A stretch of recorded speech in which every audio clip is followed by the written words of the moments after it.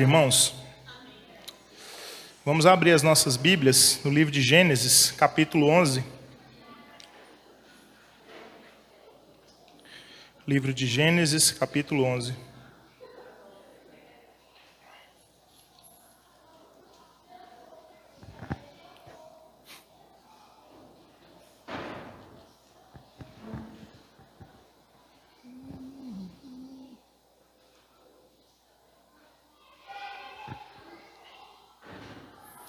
Antes da gente avançar no capítulo 11, vamos apenas rememorar, né, o que aconteceu lá em Gênesis capítulo 3. Né? Lembram, Gênesis é tido como uma matriz da criação de Deus. Deus estabelece todas as coisas ali, cria todas as coisas, cria tudo primeiro, forma tudo, e no sexto dia ele vem e cria o homem. Então, olha só, sendo bem assim, resumido mesmo. Deus cria todas as coisas primeiro e depois planta um jardim, cria todas as coisas e cria o homem. E diz ao homem que a missão dele era cuidar de tudo aquilo que ele tinha criado. Então, Deus não cria o homem primeiro, ele cria um propósito primeiro. Ele cria missões primeiro. Ele cria vocação primeiro. Ele cria caminho, direção. Isso já nos ensina que ninguém vem aqui por causa de nada. Isso já nos ensina que a gente já nasce por causa de algo que começou antes de nós. Amém? E aí, Deus cria o homem, dá a ele aquelas missões, que era dar nome, guardar, cultivar. Aí ele planta um jardim e cria a mulher, a partir da costela do homem. E aí, criando a mulher, ele diz para o homem, ela vai ser sua auxiliadora idônea, igual, não é menos do que você e também não é mais, ela é sua auxiliadora idônea. As mesmas missões, os mesmos propósitos que o homem recebera de Deus, a mulher também recebeu. Isso já quebra também muitos paradigmas, inclusive teologias que querem rebaixar a mulher, a figura dela. Então Deus equipara ali, ele cria ela e diz, ela vai ser sua auxiliadora idônea. Auxiliadora em quê? Naquilo que o homem já estava fazendo. O homem já estava fazendo o quê? Missões, dando nome, guardando, cultivando. E aí ele fala para os dois, crescei e multiplicai e enchei a terra. Isso você pensa que é só, talvez, ter filhos? Ou seja, aumentar a nossa geração, ter muitos filhos, é muito mais do que isso.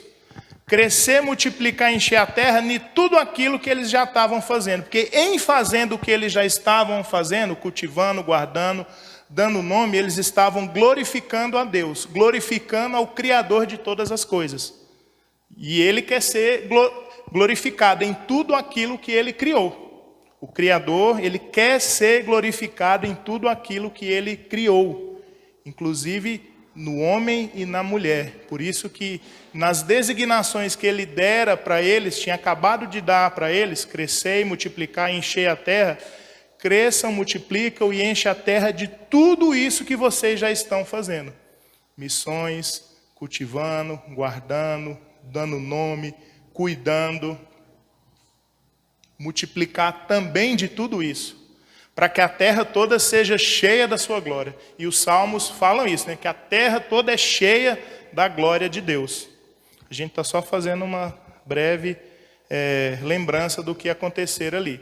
E aí vem a Gênesis capítulo 3, né? A serpente entra ali na história, e a gente sabe, não me pergunta por quê, né? Talvez a gente pode achar alguma coisa ali no que o apóstolo Paulo disse, como que um ser perfeito invejou e quis ser igual a Deus, que ele caiu. E diz lá na profecia de Ezequiel, né, que ele caiu, foi fulminado, ele era a estrela da alva, ele estava com o Senhor e foi ali. Né? Então, está inserido ali. Então, a relativização, ou seja, o mal, já está contido também, já está junto com homem e mulher ali na criação. O que Paulo apenas fala disso, ele cita, ele menciona apenas como se fosse algo assim, para a gente pensar como que pode um ser perfeito cair, um ser perfeito querer ser igual a Deus, né, numa de suas cartas. E aí, enfim, tem toda aquela conversa da serpente com a mulher, eles comem do fruto, tanto mulher e homem comem, e aí eles fogem, eles se escondem, eles querem se ausentar de Deus. E como eu disse aqui, Deus foi até o seu encontro, mesmo eles se ausentando. Olha uma lição tremenda que a gente aprende. Mesmo eles pecando, Deus não se ausentou. Deus continuou indo, porque era isso que ele já fazia. Diz lá em Gênesis capítulo 2, quando ele cria homem e mulher, todo dia, na viração do dia, Deus ia lá se encontrar com homem e mulher. Todo dia, na viração do dia, Deus ia ao encontro. Mas teve um dia que alguém não foi, porque pecaram e porque se sentiram com vergonha. Nunca antes tinham sentido vergonha, mas naquele momento, por causa do pecado, passaram a se sentir com vergonha. Vergonha de Deus, vergonha por estarem nus. E Deus vai ao encontro dele fazendo aquelas 4 perguntas que eu não vou entrar nelas aqui, mas a gente já sabe. Então a gente sabe que por causa disso, por causa deles a primeira vez na criação, no jardim, ali na matriz, terem pensado neles, terem exercido a vontade deles para fazer algo para eles. Lembra qual foi a proposta da serpente para a mulher? A mulher ainda fala, não, o Senhor disse para que eu não comesse desse fruto, porque certamente eu morreria. A serpente fala, não é bem assim. Se você comer, você vai ser igual a Deus. Olha, ela já mexendo naquilo que a gente já nasceu dentro do nosso coração, dentro do nosso íntimo já. A gente quer ser mostrado, a gente quer ser visto, a gente quer ser grande, a gente quer que o nosso nome seja conhecido. E aí eles pecam e usam pela primeira vez a vontade deles para exercerem algo para eles.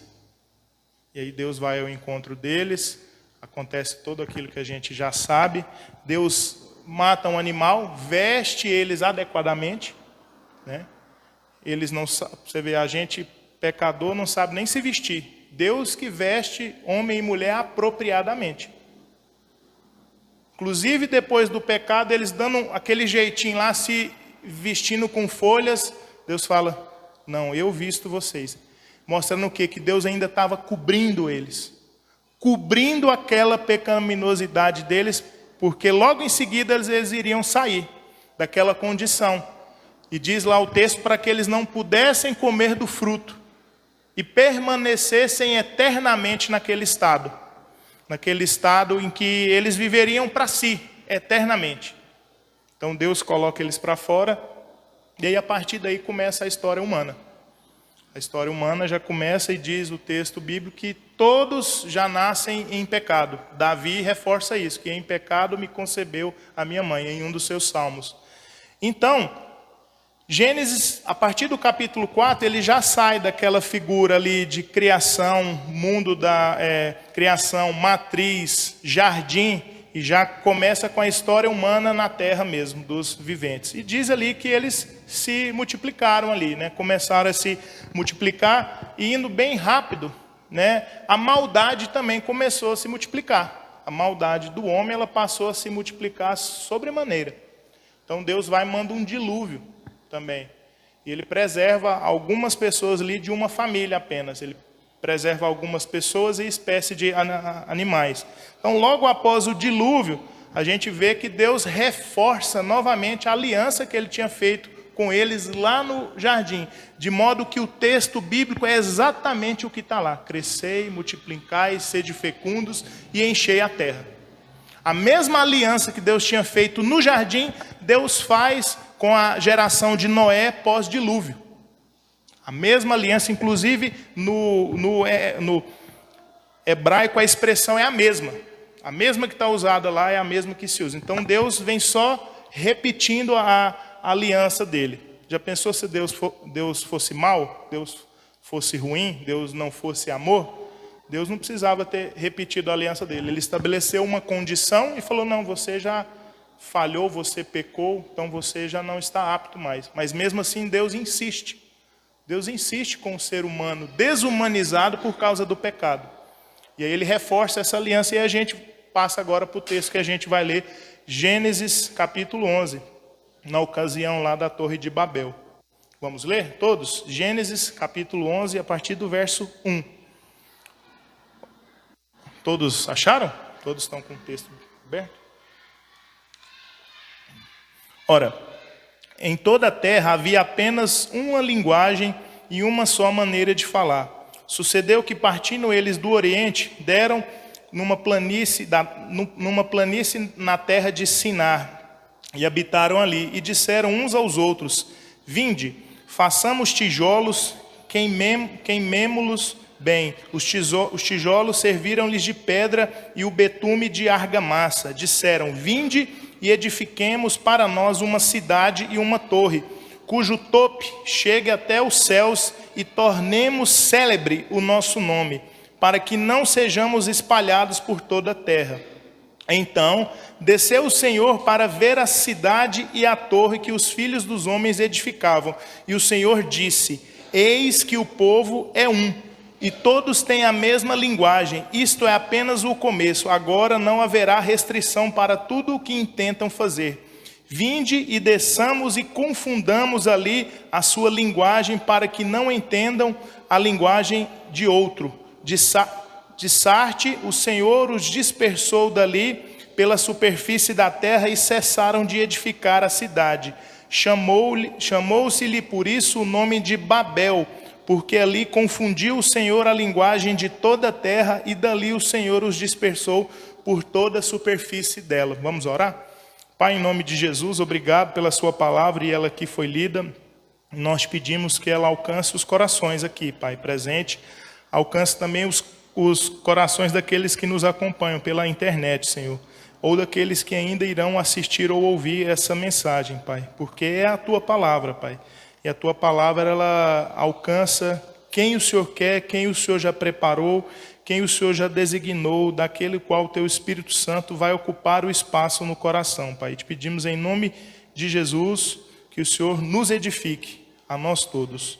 Em nome de Jesus oramos agradecidos. Amém. Amém. Irmãos, aqui a gente já tem uma base dessa história. Acredito que toda a igreja já conhecia pelo menos um pouco da história da Torre de Babel, né? E a gente vê que as intenções ali são as mesmas. Lembra a partir de Gênesis capítulo 4, quando o irmão mata o outro já, Caim não vai lá e mata Abel? Então a gente vê ali no coração desses homens, das pessoas, da humanidade, essa caracterização para o mal. Jeremias fala que o coração do homem é extremamente e desesperadamente corrupto, né? O coração humano, ele pode produzir maldade suficiente para destruir um ao outro e destruir toda a terra.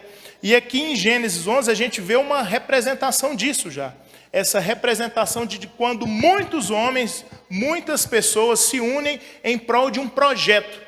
Mas vem cá, eles não tinham se unido em prol de um projeto, e esse projeto, eles até falam que Deus não estava ali com eles para os abençoar, para que eles pudessem chegar até Deus. Olha só, isso pode até de maneira sutil enganar o nosso coração. Quando a gente pensa que a gente é envolvido numa comunhão, fazendo talvez aquilo que a gente quer, usando do nome de Jesus, porque o nome de Jesus virou uma senha. Foi colocado aí no inconsciente coletivo do povo de Deus que o nome de Jesus, se você usar ele, coisas boas podem acontecer. E ele também pode fazer cessar coisas más. Ele pode fazer cessar enfermidades. É verdade? É. Mas é toda a verdade? Não. Então os homens aqui se uniram em um propósito. Eles uniram em um propósito e ali habitaram, e eles fazem planos. Eles usam de todo o conhecimento adquirido até ali para fazer planos. E põem em ação esses planos. Eles só não sentam e conversam. Eles sentam, conversam e agem. Os planos deles viram materialidade. Eles passam a ser edificadores dos seus planos, dos seus projetos. E aí esses homens, sendo esses edificadores dos seus projetos, dos seus planos, ou seja, ele vendo essa materialidade se transformando, aquilo que eles pensaram, aquilo que eles planejaram, se transformando numa realidade, o texto nos mostra a intenção desses homens. Lá no verso 4, ele diz assim: disseram, vinde edifiquemos edifiquemos para nós uma cidade, uma torre, cujo topo chegue até os céus. Olha só, a intenção deles até aqui não parece ser ruim. Eles querem chegar até o céu. Eles querem talvez chegar próximo ao Criador. Ou seja, próximo da presença do Criador.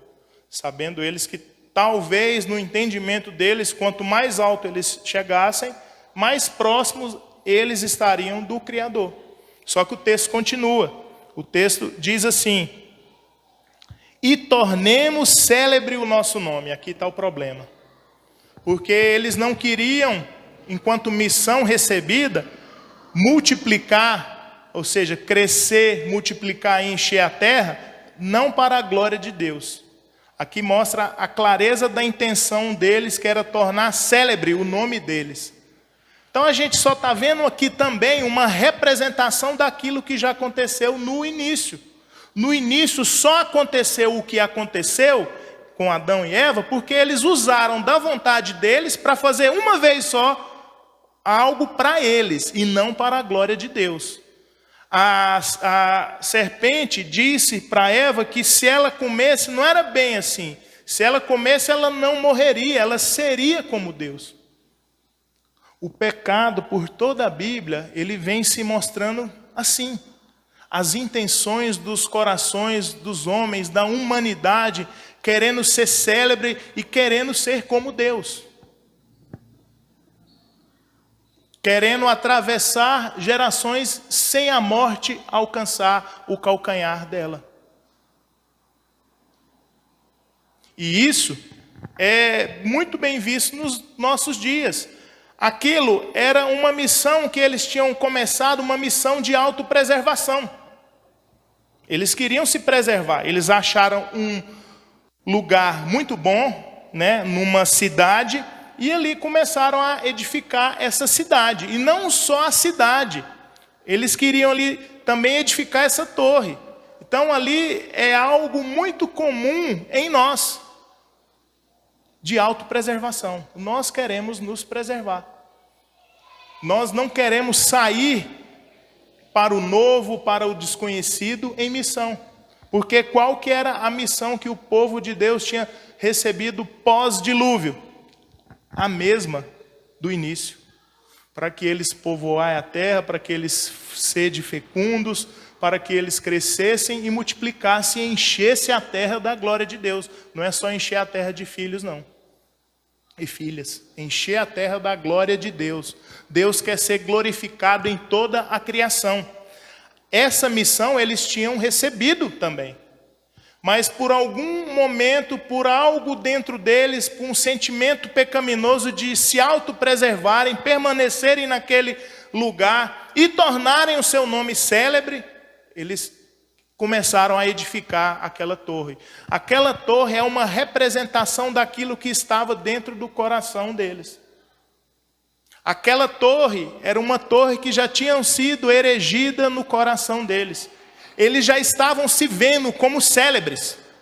Eles não estavam fazendo para tornar o nome deles célebre. Quando o texto bíblico nos informa isso, o texto bíblico nos mostra também que eles mesmos já se viam, que no coração deles já tinha esse sentimento de que eles eram célebres. E que eles precisavam se autopreservarem. E que eles também queriam chegar até o Criador, né? E eles colocam, e o texto ainda coloca mais motivos, para que não sejamos espalhados por toda a terra. Gente, eles estão aqui com isso, mostrando para nós que eles estão desmissionando. Eles estão deixando de cumprir a missão pela qual Deus já tinha feito e repetido a aliança com a geração de Noé, que fora preservada. A missão deles era crescer, multiplicar, encher a terra e ser fecundos. Ser fecundos é o último. Crescer, multiplicar, encher a terra. Então tem muita gente que usa esse texto. Então, gente, vamos fazer filho aí mesmo. Bênção, tem que fazer filho mesmo, né? O nosso pastor até estimula, olha, as mulheres, né? Vamos ter filho, famílias aí. Fala para o Augusto e a Andressa ter muitos, né, Augusto?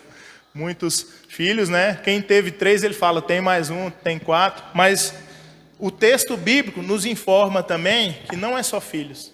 A gente precisa encher a terra da glória de Deus. E Deus quer que a terra seja cheia da glória dele. E ele deu essa missão para os homens. Deus mesmo poderia fazer isso, mas ele privilegiou o homem, dando a ele essa missão, essa vocação. Então, irmãos, você nasceu com um propósito já.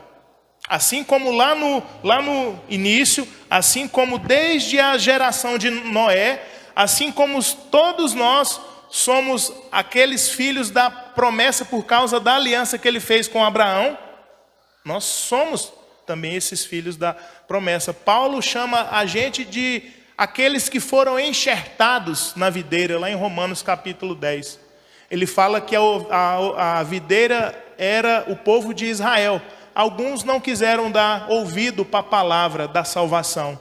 E diz lá Paulo que ele pegou os gentios e enxertaram na videira. Mas que os gentios também, Romanos capítulo 10, que eles não se achassem. Que eles não pensassem também que eles poderiam ser célebres, que eles poderiam se tornarem conhecidos, porque do mesmo modo que Deus tirou um israelita de fato e enxertou um gentio na videira, que é Cristo, ele poderia também pegar um gentio que ele tinha acabado de enxertar, lançá-lo fora. Então não era para que os gentios se achassem presunçosos, arrogantes e donos da salvação que Deus tinha concedido a eles também, por causa da graça e do nome de Cristo. Então a gente vê que isso é comum a nossa maldade. Então eles não queriam ser espalhados por toda a terra. A gente não quer cumprir aquilo pela qual Deus nos chamou. O nosso coração ele é inclinado para não cumprir aquilo pela qual Deus nos chamou. A gente não quer. Vamos ser sinceros, a vontade de Deus é boa.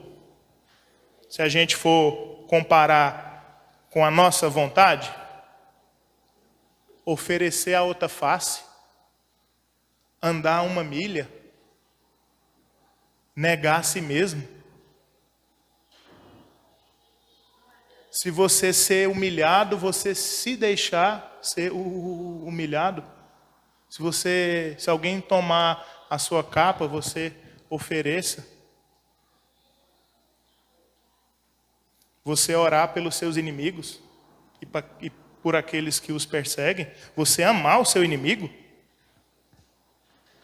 A vontade de Deus não é boa, irmãos. Se a gente for fazer uma comparação, nivelando por baixo.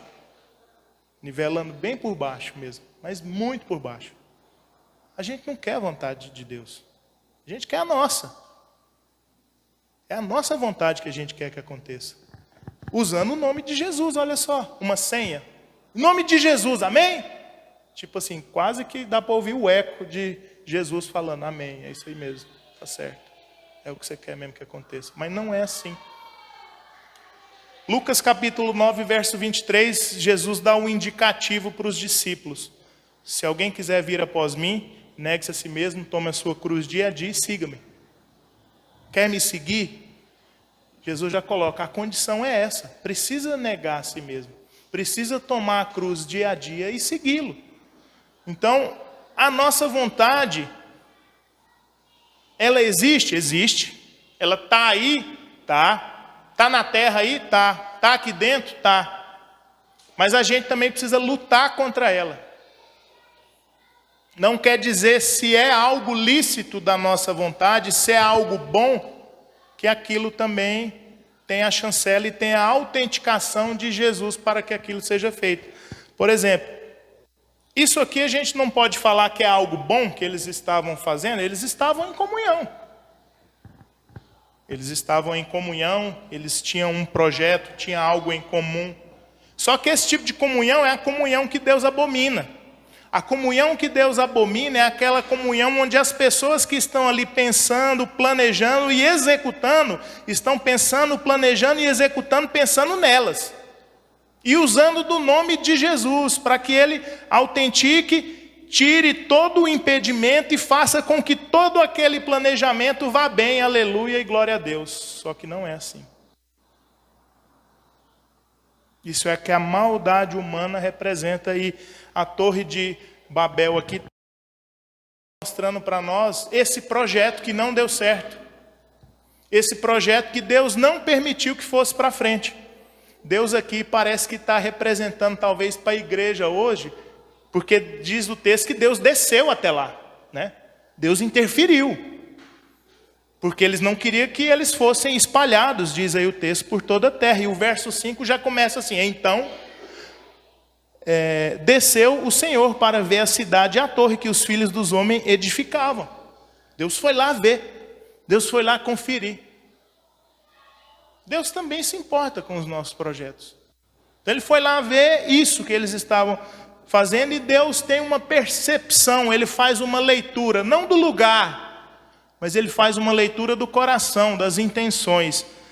Eu falo isso porque o texto fala assim: e o Senhor disse, verso 6, eis que o povo é um. O povo ser um não é bom? Não fala de unidade, não fala de comunhão, não fala da gente se unir num propósito?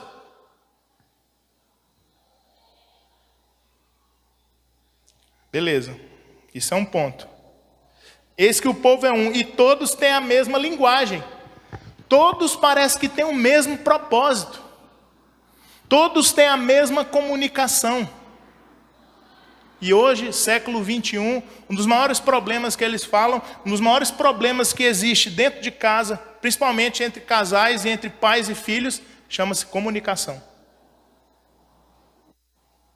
A gente não tem paciência de ouvir a pessoa dizer: eu tento me esforçar bastante para corrigir um grande defeito que eu tenho. Quando alguém está falando comigo, eu não espero ela terminar de falar, eu complemento e vou e termino de falar pela pessoa. Isso é um defeito gravíssimo. Eu vejo isso em mim como um defeito gravíssimo, né? E eu penso que a gente tem que parar e ouvir. Assim como Jesus fazia. Jesus parava e ouvia. Só que Deus verificou lá e atestou que a linguagem era uma só. Não tinha problema na comunicação.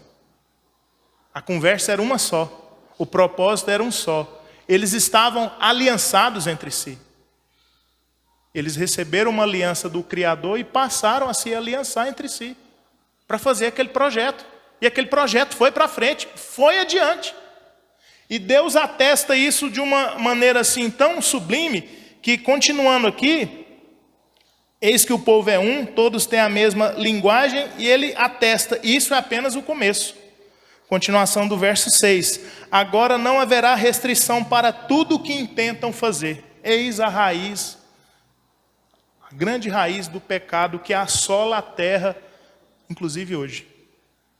Não há restrição para que o homem tenta fazer. Eles estavam executando aquele projeto com o intuito de autopreservação, mas aquilo iria destruir eles e iria destruir a terra. Você querer se autopreservar é você querer se autodestruir, porque disse Jesus que aquele que preservar a sua vida vai perdê-la, né? E aquele que perdê-la por amor do seu nome vai ganhá-la, não é? Então eles estavam querendo se preservar, talvez é um sentimento comum a nós, mas não é um sentimento comum aos valores do reino de Deus. Os valores do reino de Deus que Jesus trouxe para nós são valores diametralmente opostos ao que tem aí, inclusive dentro do nosso coração. Se autopreservar, preservar a sua vida, não é a vontade de Deus para nós. É óbvio aqui que eu não estou denegrindo a vida, falando que você não tem que ter cuidado com a sua vida, é óbvio que não é isso. Mas se autopreservar para fazer com que o seu nome seja célebre, que você seja conhecido, que o seu coração se engrandeça, que você se autoproclame, isso não é bom. Isso é autodestruição. E Deus atestou isso e disse isso aqui que eu acho extremamente grave, e talvez a gente poderia marcar um estudo apenas para isso só. Isso é apenas um começo, agora não haverá restrição para tudo que intentam fazer. E naquele momento, com aquela mentalidade, com aquela mente antiga, contextualizada, a ideia de céu para eles era no máximo nas estrelas. Esse povo, eles não tinham ideia de planetas, não tinha muito essa verificação que a gente tem hoje, de que existem galáxias, de que existem planetas, de que o nosso universo é extremamente grande, e inclusive hoje falando de multiversos, universos paralelos que habitam a nossa existência. Só que na cabeça deles, os céus eram no máximo até as estrelas ali. Deus interrompeu aquilo. Deus interferiu na história para interromper aquilo, porque Deus viu que aquilo não era bom. Deus já atestara que aquilo que eles estavam fazendo, por causa daquilo já não haveria mais limites para que o coração do homem tentasse fazer. Então a gente também, mesmo não querendo saber da vontade de Deus, a gente também nós não somos androides. Não somos programados, seja por bem, seja por mal, para fazer alguma coisa. A nossa vontade, ela está inserida. Deus quer que a gente use a nossa vontade para fazer a vontade dele, para que o nome dele seja glorificado. Não quer dizer que a gente vai ser um androide. Você nasceu para fazer o mal e sua vontade não vale nada, você já foi criado e codificado e programado para ser mal e ruim. Ou o outro, você foi programado e eleito para ser bom. Porque Deus aqui interfere nisso, porque ele já vira que não haveria limites para que o coração do homem pudesse produzir. Por causa desse sentimento, Deus atestou que aquilo era o início de algo muito grande. E hoje, o que o homem produz enquanto materialidade, criação, enquanto produção humana na terra, a gente sabe que num apertar de botão toda a terra pode se acabar. Olha a vastidão de conhecimento que de lá para cá o homem não produziu. E não é muito pior hoje do que era antes? A gente talvez fazendo essa comparação meio tímida, mas era uma torre só, o que que tem? Mas olha hoje, não haverá limites para que o coração do homem intenta fazer. Nosso coração é extremamente corrupto, repetindo o que disse Jeremias, extremamente, desesperadamente. Nosso coração produz maldade para destruir a gente, destruir as pessoas que a gente ama, e a gente faz isso naquele sentimento assim, naquele afã de pensar de não, estou me preservando, eu não quero é me prejudicar, e você está me prejudicando, mas quando você menos vê, você está... Por exemplo, um número que cresceu muito no Brasil de 2015 até agora 2020, o último dado de 2020, sequestros para tirar órgãos das pessoas. Esse número cresceu. Aí você pensa assim, nossa, mas o homem é capaz disso, sequestrar um semelhante para que ele seja morto ali, seja tirado um órgão e esse órgão ser vendido, e talvez alguém aqui do próprio país nosso vai estar usando um órgão de alguém que era daqui. Mas cresceu esse número de pessoas que simplesmente desaparecem. Porque o mercado de órgãos está sendo abastecido. E de 2015 até 2020 ele cresceu. Ele não chega até a gente, né? Porque a gente conhece muita gente que está na fila aí para fazer um transplante de algum órgão, de um rim, de algum outro órgão, mas parece que não vai, não demora. Paga para você ver. Vai no mercado, como diz aí nos clubes de futebol, né? Quando eles vão contratar um novo jogador, eles falam, vai no mercado. Então, trazendo essa mesma linguagem, vamos no mercado aí para você ver com dinheiro se você não consegue qualquer órgão. É um número que cresceu. Mas aí você pensa, o homem é capaz disso? Deus atestou ali que era. Não há limite mais para que o homem intenta fazer. não há limite. De modo que esse gráfico de que não há limite, ele é crescente. E de vez em quando na história Deus interfere. Deus interferiu ali porque ele viu aquele limite crescendo. Ele precisou interferir, ele desceu. Diz o texto que ele precisou descer. Ele precisou vir. Que aquilo não era só para se autopreservarem, era para eles se autodestruírem e não cumprir o propósito pelo qual Deus já tinha dado para eles, que era de encher a terra da glória de Deus.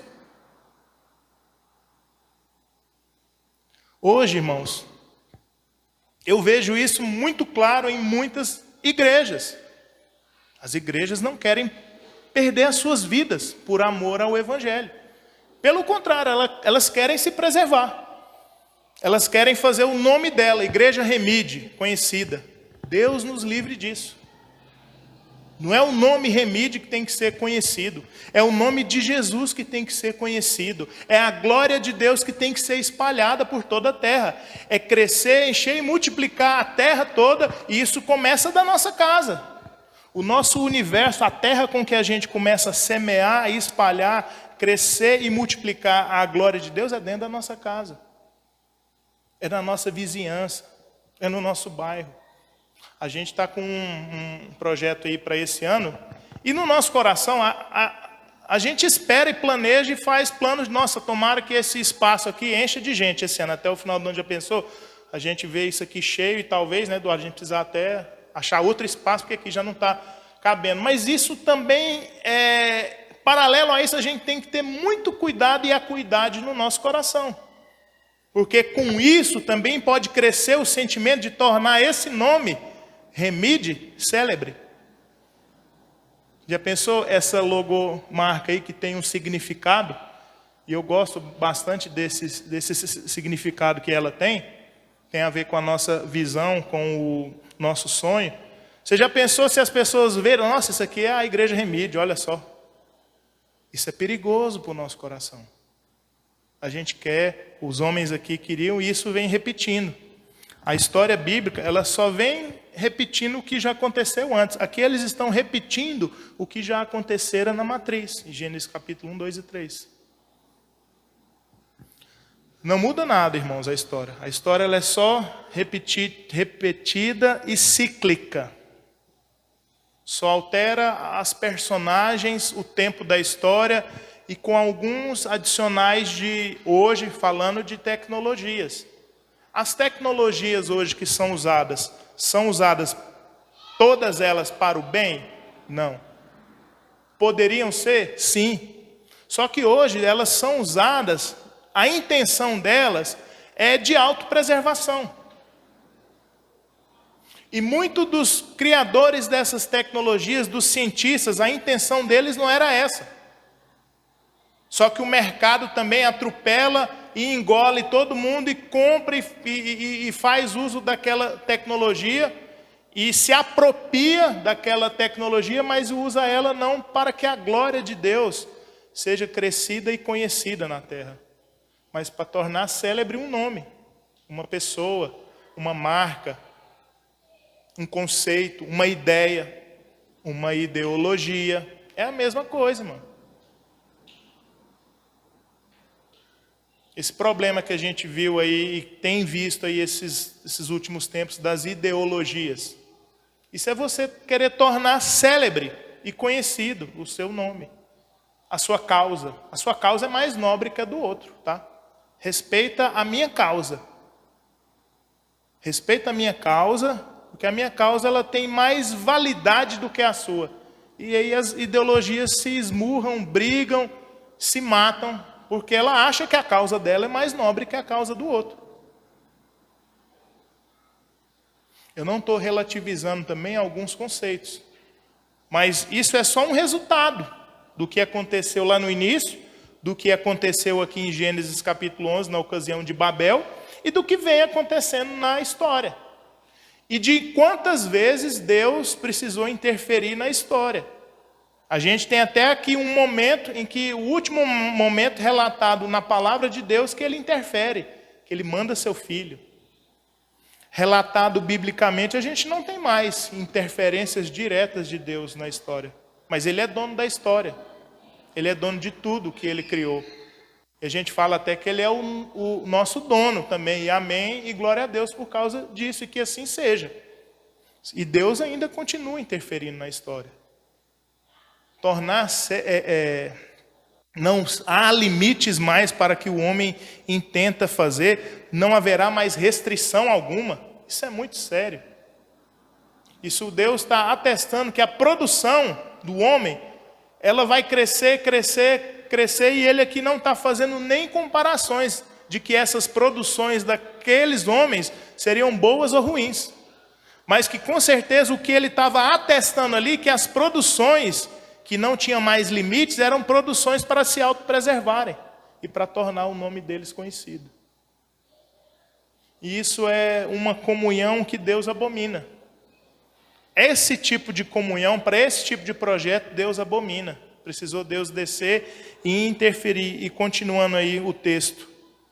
Eis que o povo é um, todos têm a mesma linguagem, isso é apenas o começo, agora não haverá restrição para tudo que intentam fazer. Vinde, desçamos e confundamos ali a linguagem, para que um não entenda a linguagem do outro. De Sarte o Senhor os dispersou dali pela superfície da terra, e cessaram de edificar aquela cidade.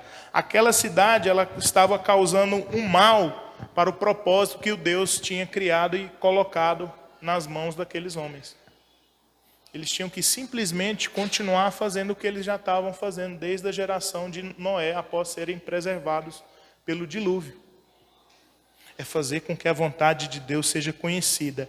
É espalhar o conhecimento de Deus pela terra. É fazer com que a terra seja cheia, cresça, se multiplique e encha do conhecimento de Deus na terra toda. Para que Deus fosse conhecido, para que Deus fosse glorificado.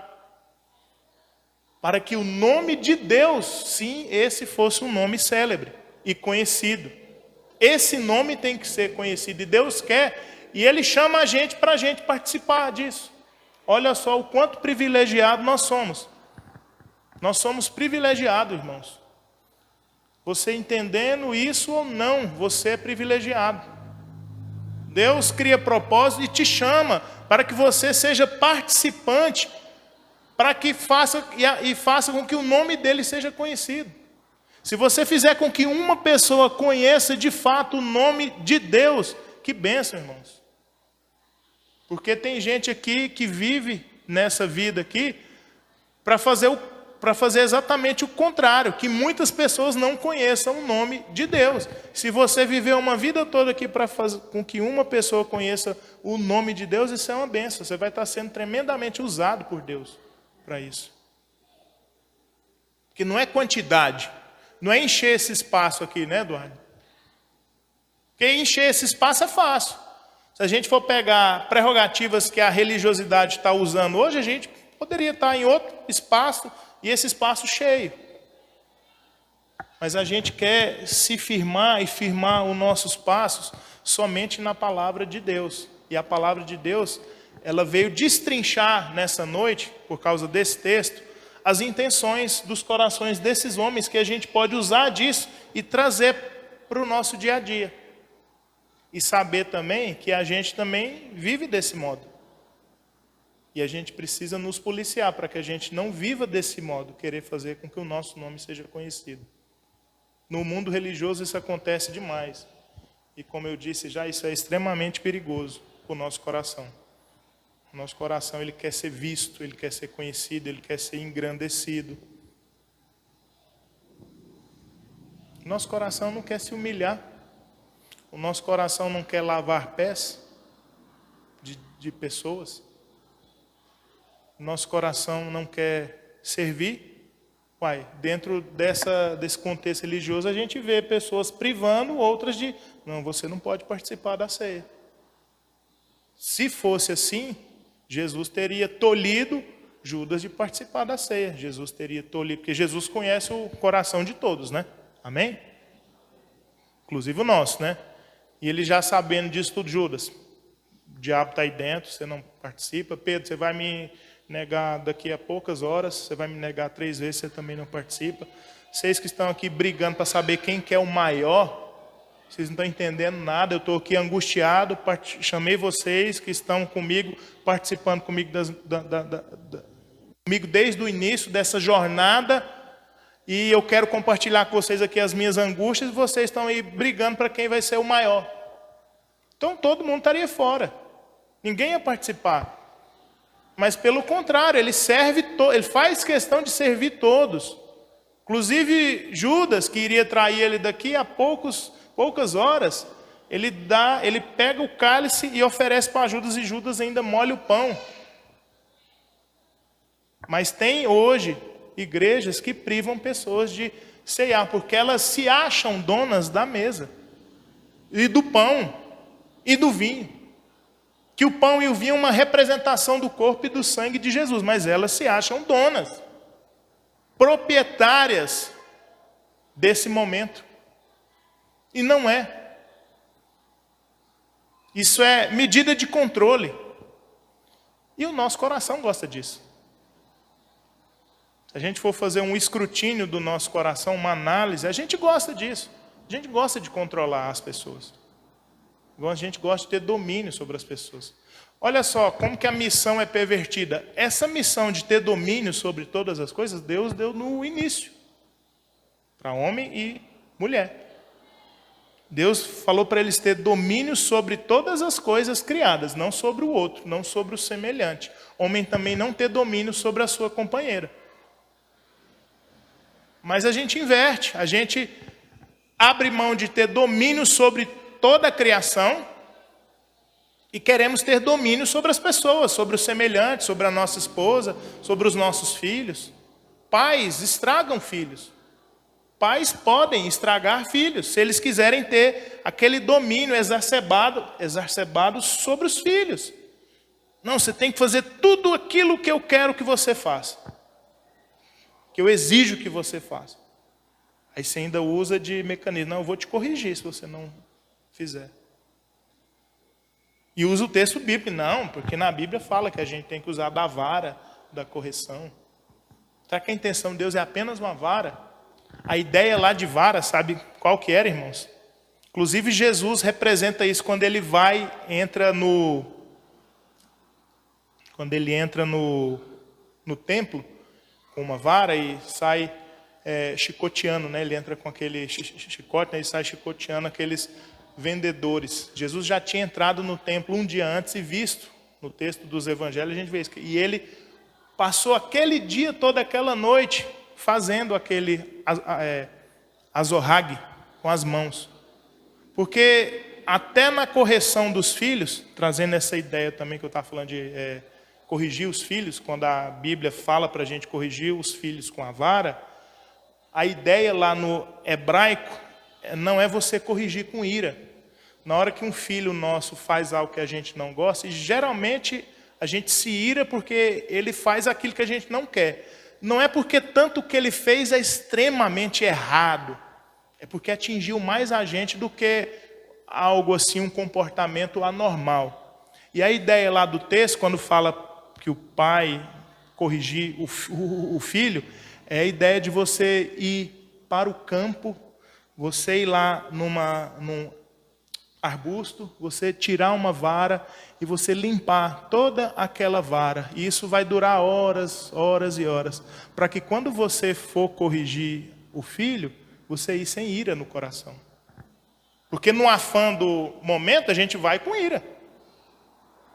Aí a gente usa isso. A gente leva esse conceito para a nossa casa. E a gente, mas olha lá, sempre fui um pai, uma mãe assim que tive sempre presente, corrigi, mas a gente estraga os filhos também. Se deixar por conta nossa, a gente estraga os nossos filhos. A gente não faz bem para eles. E a gente deveria, pelo contrário, fazer com que os nossos filhos entendam isso aqui. Entendam que eles também receberam missão de fazer com que eles são também responsáveis e receber essa vocação de encher toda a terra da glória de Deus também. E não fazer com que os nomes deles sejam célebres. Por isso, como eu disse, voltando, a gente não é uma igreja que apenas serve a ceia para todos que aqui estão e todos que querem participar. Porque essa ideia também é uma representação daquilo, não que a ceia é uma representação. A ideia da ceia, ela representa tudo aquilo que Jesus foi e se consumou a ser. Ele é o pão que desceu do céu e foi partido e repartido e dado para muitos outros que estavam ali, gente imperfeita. Jesus, ele adverte pessoas que estavam seguindo ele somente porque comeram pão. Aí muitos ali se escandalizaram porque ele fala que quem não comesse da carne dele, não bebesse do sangue dele, não tinha parte com ele. E ele não estava falando de canibalismo, ele estava falando de aliança, de projeto e propósito. Então, Jesus está ensinando ali que a gente tem que estar aliançado com o que ele está fazendo. Vocês lembram quando Pedro, Tiago e João sobem para o monte da transfiguração e lá eles veem Jesus se transfigurando em Moisés, em um dos outros profetas, né? E eles ali estão conversando, Elias, Moisés e o próprio Cristo ali, né? Eles estão conversando acerca da crucificação. Então ali a gente vê passado e presente, ou seja, a gente não vê tempo e espaço ali dividido, pelo contrário, tempo e espaço ali estão entremeados. A gente não consegue, talvez, com a nossa mente compreender isso. Mas aí, o que acontece ali?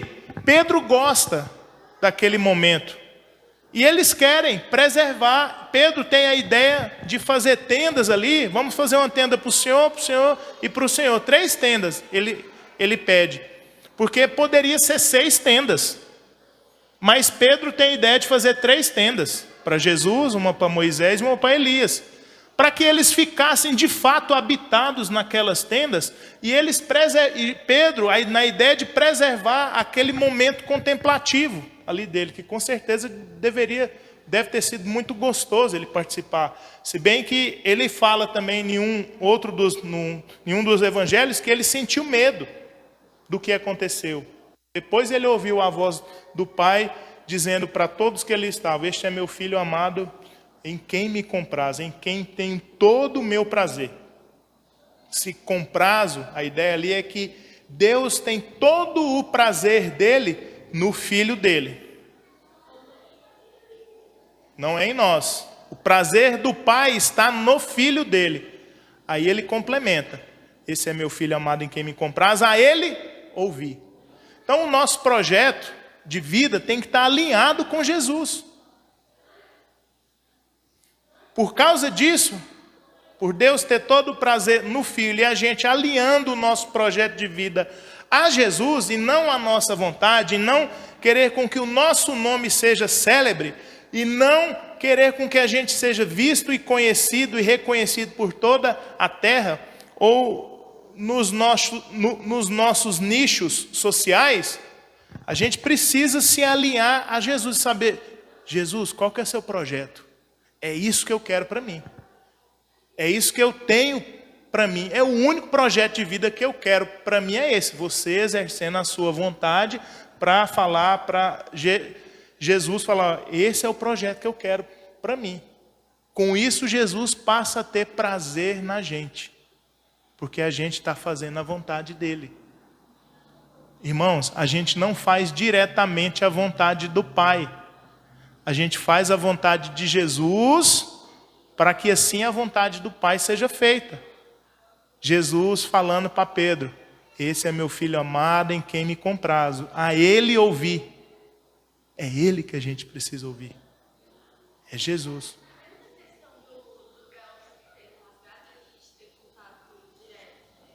Por meio de Jesus. O véu só se rasgou por causa de Jesus. Se não fosse Jesus ali, o véu não tinha se rasgado. É por causa dele, o autor de Hebreus até fala que por causa dele a gente agora tem acesso ao novo e vivo caminho. Antes precisavam de sacrifício de animais, mas bastou um sacrifício perfeito para que não houvesse mais nenhum sacrifício. O sacrifício agora é pela fé. e envolve o início, o start desse sacrifício, começa em a gente negar a nossa vontade e seguir.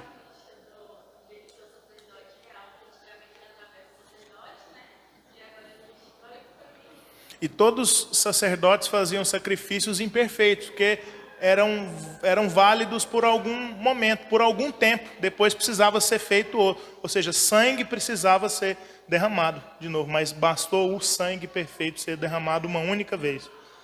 Porque agora o sacrifício é pela fé. E eu te convido nessa noite a que você sacrifique a sua fé para que você se alinhe e se aproprie dessa palavra e que você coloque agora todos os seus projetos alinhados com Jesus. E aquilo que Ele mesmo vai te mostrar que não serve, você mesmo vai discernir isso. Você mesmo, Ele mesmo vai te dar entendimento daquilo que você até projetou e estava planejando fazer. E Ele mesmo, através do Espírito Santo, Ele vai te dar esse entendimento, que aquilo não é projeto de Deus para você. Projeto de Deus para você, em resumo, se a gente tivesse numa aula aqui, a gente fosse falar assim, irmãos, o tema principal hoje é a gente glorificar a Deus, né? E se a gente fosse colocar subtemas, a primeira coisa para a gente glorificar a Deus é através de Jesus. A gente não glorifica Deus direto. Ele deu essa missão para o homem e mulher lá no início. Eles não conseguiram fazer essa missão. Quando ele envia o segundo Adão personificado na pessoa de Cristo, esse sim, esse cumpre toda a missão de Deus. E esse faz com que todas as 4 perguntas que Deus faz para eles lá no jardim sejam apropriadamente respondidas. E aí, agora sim, é por meio de Jesus. É por causa dele, é por meio dele. E a gente até cantou, né? Para nós ele é da vida o melhor, nosso mover e existir. Ele é o nosso mover, a gente se move por causa dele. Paulo fala isso lá em Atos, quando ele está lá em Éfeso, que a gente vive e existe por causa dele. E ele mesmo vai dar esse entendimento para nós, para que a gente discirna, saiba discernir aquilo que não é projeto dele para nós, aquilo que não vai contribuir para o nosso crescimento e para que a gente continue glorificando ele segundo a vocação que cada um de nós recebemos dele. Por isso que a gente sempre fala aqui que você e nós precisamos descobrir os nossos dons. Deus não te criou para nada e do nada. Todos nós temos dons. E a gente descobrir o dom é o primeiro caminho para que a gente acerte na vocação. Amém? Glória a Deus. Só concluindo então, Deus dispersou eles por toda a terra e eles cessaram de edificar a cidade. Verso 9, chamou-se-lhes por isso o nome de Babel, porque ali confundiu o Senhor a linguagem de toda a terra, e dali o Senhor os dispersou da superfície dela. Como eu tinha dito, Deus aqui fazendo o papel de, entre aspas, diabo. Deus interferindo numa comunhão de irmãos ali que estavam com aquele projeto. Você já viu que muito do que a gente até faz dentro das nossas igrejas, congregações hoje em dia, talvez com a interferência de um ou de outro, a gente até fala, isso é do diabo, isso não é de Deus. E Deus aqui dispersando eles. Olha, voltem para o projeto original que eu tinha para vocês, que é fazer com que meu nome seja visto e conhecido. Então multipliquem, cresçam e encham a terra da minha glória e sede fecundos. Esse é o projeto original. Esse é o projeto de Deus para todo homem. Aí, como que a gente vai executar esse projeto? Fazer com que esse projeto seja cada dia mais e mais feito para que as pessoas conheçam o nome de Deus. Aí entram os nossos dons. Uns foram chamados para pastores, outros foram chamados para mestres, outros foram chamados para administradores, outros foram chamados para exercer o dom da presidência, outros foram chamados para exercer N dons. Cada um tem o seu. O Espírito Santo dotou cada um com um dom. Para que com isso, então, a partir do nosso dom, a gente multiplique, cresça e encha a terra da glória de Deus. Amém? Qual que é seu dom, irmão? Irmã, qual que é o seu dom? A gente precisa urgentemente ir nesse caminho. Esse é o caminho para nós. Jesus, quando encarna e vem, ele vem simplesmente mostrando para a humanidade o reino e apontando que o nosso projeto de vida é uma volta à proposta original. É uma volta ao projeto original que Deus já tinha para o homem, mas que o primeiro homem e a primeira mulher não conseguiram, por causa do pecado, fazer. Qual que é seu dom? Todos já sabem seus dons? Quem não sabe ainda o dom? Levanta a mão. Pouca gente, só a Maria Júlia, só o Yander. Todos já sabem o dom? Que bênção então, ué. Então, próximo domingo, então, a gente vai eleger algum irmão aqui para trazer uma mensagem, que com certeza mais alguém aqui tem um dom, né?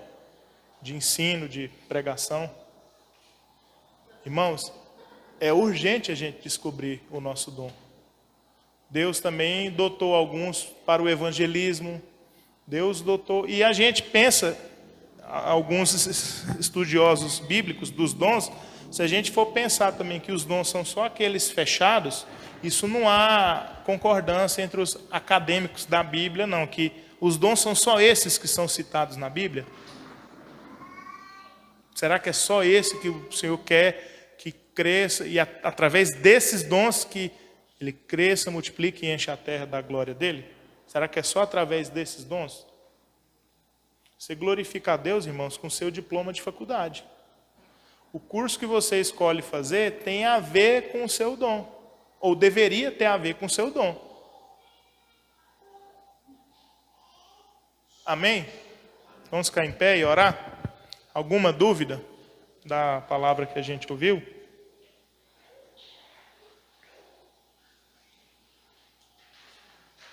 Glória a Deus. Deus é bom, né? Ele continua sendo bom. Ele sempre há de intervir na história quantas vezes for preciso para colocar a humanidade de volta no eixo. Se a humanidade começa com esse intento de se automutilar, se autodestruir, Deus está sempre interferindo. E Ele designou a igreja dele para que seja a aplacadora, a que colocasse o pé no freio dessa aceleração de autodestruição da humanidade. A igreja tem essa missão. E a missão da igreja é simples: pregar o evangelho do reino.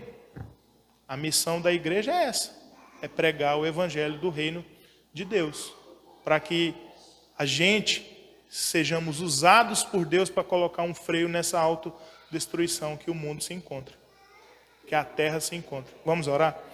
Pai, em nome de Jesus, louvado seja o teu nome, Pai. Obrigado por essa palavra. Obrigado pelo Senhor ter falado conosco. Obrigado pelo Senhor ter confrontado a gente. Obrigado pelo Senhor ter confrontado também o nosso pecado. Pai, tire de nós todo esse sentimento da gente querer preservar o nosso nome, fazer com que o nosso nome seja célebre, principalmente nesse contexto de igreja, fazer com que o nome da nossa igreja seja o nome conhecido. Isso é do diabo, Pai. A gente tem que fazer com que o seu nome, Senhor Jesus, seja conhecido e o seu nome seja célebre. Só que ele também vai ser conhecido e célebre se a gente fazer a sua vontade. Não é só a gente ter um projeto para que as pessoas conheçam o seu nome, não é isso. O seu nome vai ser célebre e conhecido nas nossas vidas, Pai, se a gente também fazer a nossa vontade. E fazer a sua vontade. E a sua vontade, Pai, começa com a gente negar a nós mesmos e te seguir, Pai. Tomando a nossa cruz dia a dia, Pai. Eu te peço em nome de Jesus, Pai, que a gente altere as nossas rotas de vida, Pai, conforme o entendimento que o Senhor deu para cada um de nós dessa palavra, Pai. Se for preciso alterar um pouco, que o Senhor nos ajude a alterar. Se for preciso alterar bruscamente nossa rota, o nosso projeto de vida, que o Senhor ajude cada um de nós aqui nesse processo, Pai. Que o Teu Espírito Santo nos capacite, nos use, nos confronte e nos lembre da Sua palavra, Pai. Nos lembre da Sua vontade. Nos traga à memória, Pai, a aliança que o Senhor fez conosco. E essa aliança começa em a gente negar a nós mesmos, tomar a nossa cruz e segui-lo. A nossa aliança, a aliança que o Senhor fez conosco até tem a presença da nossa vontade, mas a gente usa a nossa vontade para fazer a sua. A gente não usa a nossa vontade para exercê-la em benefício próprio. Tire isso de nós, nos lembre isso, que o Teu Espírito Santo nos traga a memória todas as vezes que a gente estiver usando da nossa vontade para fazer algo em benefício de nós mesmos. Em nome de Jesus eu te peço e te agradeço. Amém e amém.